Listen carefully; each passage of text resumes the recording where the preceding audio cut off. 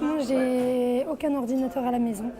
Moi, je suis pas trop pour les sites internet, les choses comme ça. Et même sur mon téléphone portable, en fait, j'y vais pas. Enfin, ouais, non, j'utilise pas internet. Par exemple, moi je suis beaucoup en connexion avec l'étranger. Du coup, tout ce qui est télé étrangère, s'informer un petit peu à l'étranger, pour découvrir les cultures et après pour faire des recherches aussi. Les ordinateurs parce que pour faire un peu tous ces jeux vidéo, bureautique, information, forcément Facebook, Twitter. Le métier du numérique, oui, je l'imaginais comme ça. Donc, puisque j'y joue souvent, donc oui, je vois bien que c'est pas juste pour les hommes ou pas du tout pour les femmes. Ou alors je ferais pas la preuve dedans que oui, j'y joue souvent. Et grosso modo, par le numérique, vous pouvez acquérir des compétences qui vous ouvriront des mondes nouveaux, soit en tant qu'utilisateur, soit en tant que maîtrise. Là, on a deux personnes de la Poste qui viennent de la direction informatique. Et Gaëtan et Laurence, donc, qui viennent de chez nous, ils vont vous montrer comment on fait du code, de manière pas trop compliquée, mais comment on crée une application, puisque nous, on a créé des applications, et vous verrez qu'il faut démystifier ce genre de choses.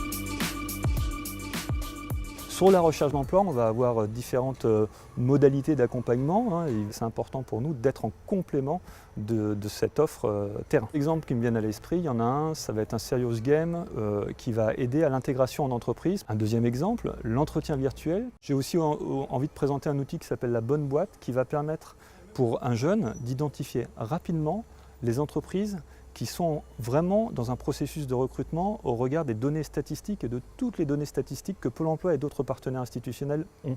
L'idée, c'est de mieux cibler nos candidatures spontanées. Voilà un exemple concret d'accompagnement qu'on peut proposer à des demandeurs d'emploi et à des jeunes qui, en général, sont éloignés du marché du travail et connaissent mal le marché du travail.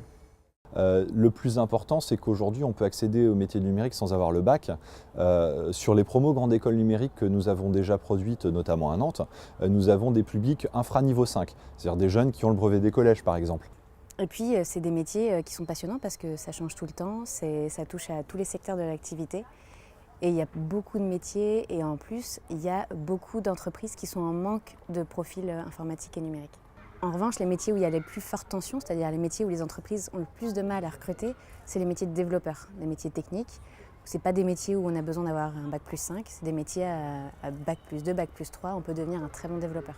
Donc aujourd'hui, de toute façon, on a besoin de monde. On a besoin aussi de diversité, donc on a besoin des jeunes de quartier, on a besoin des gens qui viennent de tous les milieux, on a besoin de femmes. Une autre stat qui est assez rigolote, 70% des métiers qui existeront en 2020 n'ont pas encore été inventés dans le numérique. C'est le nouvel Eldorado. Il va y avoir du boulot pour tout le monde.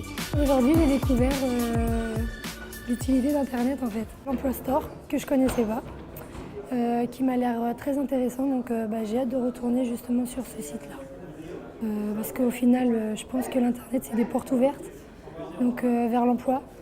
Oui, par exemple pour Emploi Store, tout ce qui était l'idée du Pôle emploi en fait, il nous faut ces idées souvent. Hein.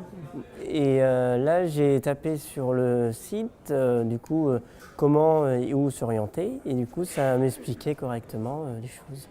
Non, je sais pas, il y a quelque chose qui m'attire en fait dedans. J'ai essayé de coder mais j'ai pas les bases donc voilà, il faudrait les avoir pour pouvoir commencer peut-être à apprendre et puis plus si affinité.